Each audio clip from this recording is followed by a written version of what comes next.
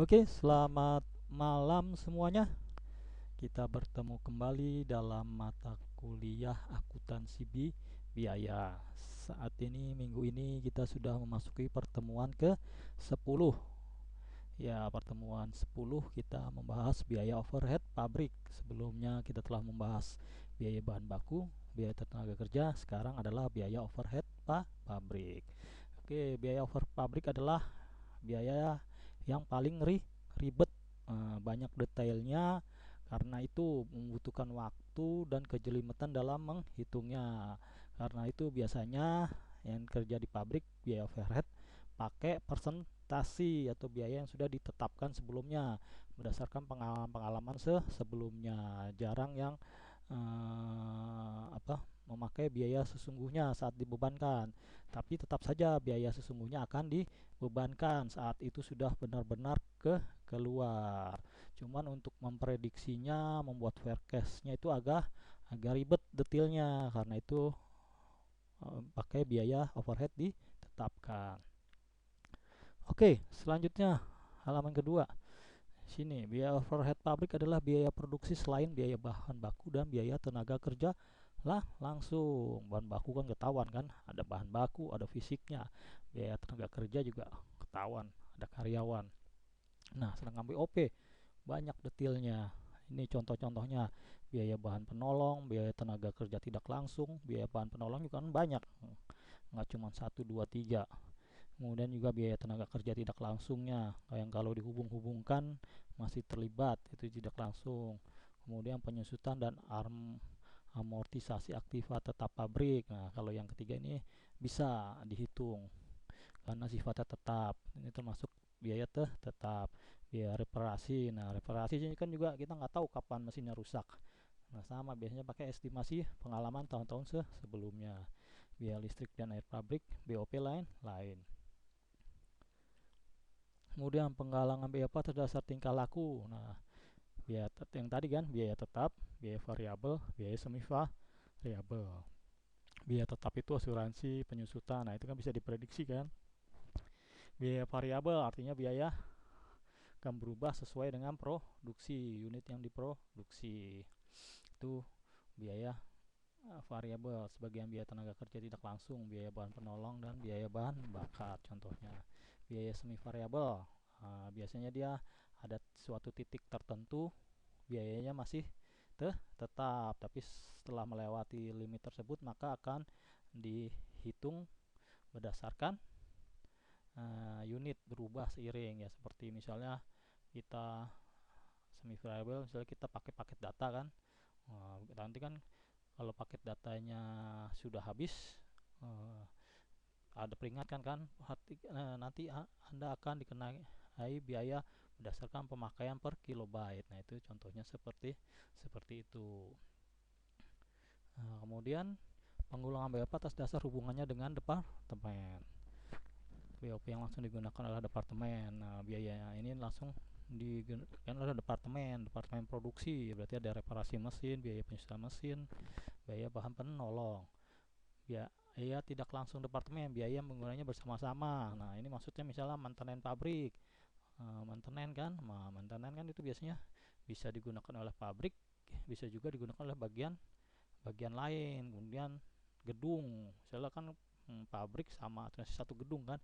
Nah, itu biaya produksi bisa dibagi bagi. Biaya cleaning service juga kan, cleaning service ada yang bersihin pabrik. Nah, misalnya digaji cleaning service, ya dia bersihin pabrik juga, bersihin kantor juga. Itu biaya tidak langsung. Nah, selanjutnya adalah langkah-langkah penentuan tarif BOP, menyusun budget BOP. Dasar pembuatan budget adalah satu, kapasitas teoritis. Kapasitas teoritis ini maksudnya apa ya? Kapasitas teoritis berarti berdasarkan hitungan di atas kertas. Nah, misalnya dalam kondisi normal bahan baku ready, nggak mati lampu, nggak ada keterlambatan pasokan, kondisinya tidak ada masalah. Nah, maka kita akan mencapai kapasitas teoritis. Atau misalnya pemain sepak bola, dalam pertandingan sepak bola secara teoritis kalau tidak ada yang cedera ini seharusnya bisa mengalahkan tim ini. Nah, ternyata itu itu adalah kapasitas teoritis bila semua berjalan lah lancar. Kemudian kapasitas praktis. Kapasitas ini praktis adalah bila terjadi hambatan. Ya kita ambil praktis saja. Ya produksinya hanya bisa tercapai segini karena bahan baku terlambat, ada mati lampu, kan, ada barang yang kurang. Jadi ya udah jadinya kita hitung aja segini berdasarkan kondisi yang ada. Nah, kapasitas normal ini adalah kapasitas jangka jangka panjang. Hambatan-hambatannya sudah dapat diprediksi, supplier sudah dapat disiapkan dan lain-lain. Jadi kapasitas normal adalah kapasitas jangka panjang. Nah, kapasitas sesungguhnya yang diharapkan adalah kapasitas jangka jangka pendek.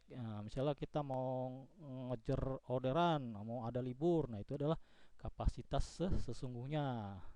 Jadi hanya untuk jangka waktu tertentu, misalnya ada hal-hal wah supplier mau tutup bahan baku, nah kan otomatis ordernya dipercepat dan lain-lain. Itu adalah kapasitas sesungguhnya. Oke, kapasitas teoritis hitam di atas putih. Kapasitas praktis adalah ada hambatan saat proses produksi. Kapasitas normal adalah kapasitas jangka panjang. Kapasitas sesungguhnya adalah kapasitas jangka pendek yang harus dicapai segera. Kemudian yang kedua, memilih dasar pembenahan BOP kepada produk. Nah, kan ini seperti yang saya bilang di awal, biaya BOP ini detailnya banyak, jelimet. Nah, jadi maka pembebanannya kepada produk dasar yang dapat digunakan. Nah, jadi kita pakai estimasi apakah dia persatuan unit, apakah dia berdasarkan biaya bahan baku yang dipakai, apakah dia berdasarkan biaya tenaga kerja langsung, apakah jam kerja tenaga kerja, apakah jam mesin. Nah, lalu mana yang baiknya dipakai? Ya tergantung manajer produksinya, ya tergantung pengalaman manajer produksi selama dia bekerja. Lebih mendekati kemana biaya ditetapkan bila nanti dibandingkan di biaya sesungguhnya, karena diharapkan biaya dibebankan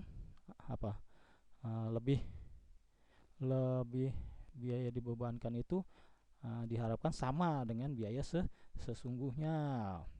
Karena kalau misalnya biaya dibebankannya BOP-nya lebih besar, maka otomatis kita dalam memberikan harga per unitnya kan lebih mahal dan membuat barang jadi kurang bersaing. Kalau di bawah standar, akhirnya perhitungan kita salah, jadi rugi. Ternyata harusnya harganya 15 karena BOP-nya kita rendah, dijual 10. Jadi diharapkan BOP dibebankan sama dengan BOP sesungguhnya. Nah, ini cara menghitungnya. Kalau satuan produk adalah taksiran BOP yang telah ditetapkan dibagi taksiran unit produksi yang dihasilkan. Ini sama taksiran BOP. Ini taksiran BOP ini rupiah, ya. Nah, kalau ini berarti bawahnya ini berdasarkan unit produk. Kalau ini taksiran biaya bahan baku yang dipakai rupiah juga. Kalau ini unit, ini rupiah juga biaya tenaga kerja, ya. Nah, ini jam kerja per jam. Ini jam mesin. Selanjutnya pembebanan BOP. Nah, ini kan kemarin kita sudah membahas bagaimana cara menjurnal, ya kan. Setelah tarif ditentukan, maka pembebanan BOP dapat dilakukan dengan mengalihkan tarif yang dasar pembebanan. Tarif BOP sebesar 105% dari biaya bahan baku. Nah, ini biaya bahan bakunya adalah 2 juta. Maka 150% kali 2 juta sama dengan 3 juta. Maka kita jurnal BDP BOP, akhirnya kita bebankan kepada unit yang kita produksi, kemudian kreditnya pada BOP dibebankan. Ini adalah pembebanan BOP. Ingat kan, pakai BOP dibebankan. Nah, ini biasanya pada metode pesanan. Kalau metode proses ini dapat ditunggu berdasarkan BOP sesungguhnya. Masih ingat kan, ya? Nah, kemudian bagaimana bila ada selisih, kan? Nah, kan setelah kita bebankan duluan, unit berproduksi, kan, berproduksi barangnya jadi, baru BOP sesungguhnya kita peroleh. berdasarkan apa saja yang dipakai. Ini BEP sesungguhnya 2.800.000. Ini komponen-komponennya. Tadi ditetapkan 3 juta. Berarti secara perhitungan tidak rugi karena biaya dibebankannya masih lebih tinggi dari BOP sesungguhnya, sehingga keuntungan yang diperoleh dari penjualan produk itu tidak mengurangi karena kerugian BOP sesungguhnya. Nah, ini kemudian cara menutupnya. Tadi kan BOP dibebankan 3 juta, kemudian diselisihkan dengan BOP sesungguhnya 3 juta. Maka selisihnya dia ada di mana? Di kredit ya. Bila selisih BOP sesungguhnya 200, di yang saldo selisihnya itu ditutupnya ke selisih BOP.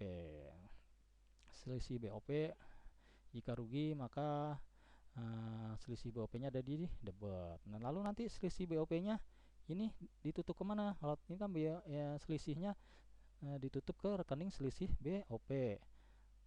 Kalau dia laba maka BOP sesungguhnya di debit, ditutup ke selisih BOP. Kalau dia rugi maka BOP sesungguhnya di kredit, ditutup ke debit selisih BOP. Nah, nanti selisih BOP ini diapain ya? Tergantung manajernya, nanti bisa ditutup ke laporan rugi laba, bisa dimasukkan mengurangi biaya sesungguhnya. Kalau dia untung kan biaya produk selanjutnya. Nah, jadi nanti tergantung keputusan manajer ya. Kalau mau paling simpel ditutup ke rekening laba rugi, menambah keuntungan atau mengurangi keuntungan. Nah, ini contohnya. Ini ditetapkannya 1 juta, ini berdasarkan unit, berdasarkan jam mesin, ini tenaga kerja. Nah, tinggal dibagi ya, 100 juta kalau berdasarkan per unit dibagi 5.000, itulah tarifnya. Kemudian 100 juta dibagi 25.000 jam, itulah tarifnya. Nah, ini juga 100.000 dibagi 40.000 per jam, itulah tarifnya. Nanti hasil ini dan ini dikali mana, ini 1000 unit baju. Nah, hasil pembagian ini dan ini dikali 4.000 dan seterusnya. Oke, ada di halaman selanjutnya. Ini cara menghitungnya dapat diperhatikan. Oke, coba perhatikan soal ini, kalian kerjakan ya. 1, 2, 3, bisa kalian screenshot. Ini nomor 3 dan 4 rumus tarif BOP. Oke, ini nomor 4-nya. Kemudian ini nomor 5-nya. Oke, selamat mengerjakan pilihan gandanya, kerjakan dengan baik-baiknya. Kemudian kita lanjut ke modul. Contoh soalnya ya. Pertemuan 10 biaya overhead pabrik. Nah, ini adalah biaya BOP sesungguhnya. Di sini ada not. Jika biaya yang dibayarkan dengan kas adalah biaya bahan bakar, nah maka nanti kalian menjurnalnya biaya bahan bakar ini diganti dengan kas. Jadi kas itu kita mengeluarkan duit untuk BOP sesungguhnya. Yang lainnya tetap hanya biaya bahan baku diganti dengan kas. Jadi apa?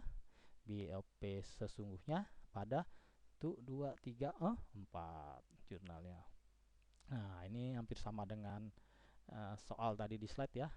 100 juta dibagi ini, hasilnya dikali 1000. 100 juta dibagi 25.000, hasilnya dikali 4.000. 100 juta dibagi 40.000, hasilnya dikali 3.500. Oke, sampai di sini semoga cukup jelas, dan jangan lupa ditunggu tugasnya dikirim, diupload. Jangan menunggu-nunggu. Ini cukup mudah dikerjakan, tidak sampai 30 menit. Nah, dikerjakan langsung kirim. Oke, terima kasih. Sampai di pertemuan ke 11 selanjutnya minggu depan ya. Salam.